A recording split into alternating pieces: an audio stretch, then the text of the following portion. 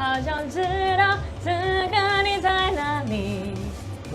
真的好想你，等待下一次再遇见你。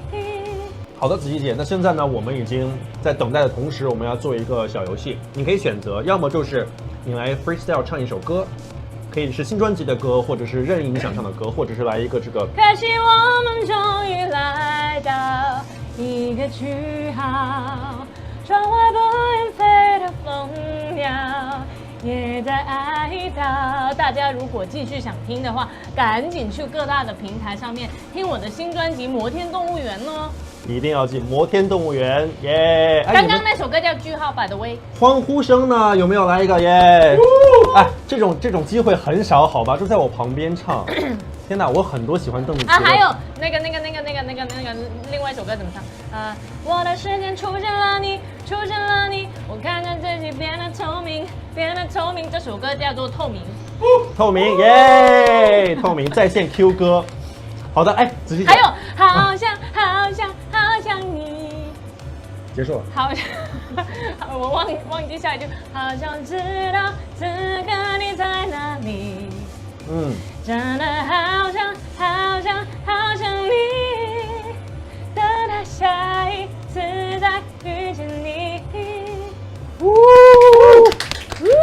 哎，子姐，其实我自己是有个小私心的，就是能不能唱一个在抖音上你最火的歌？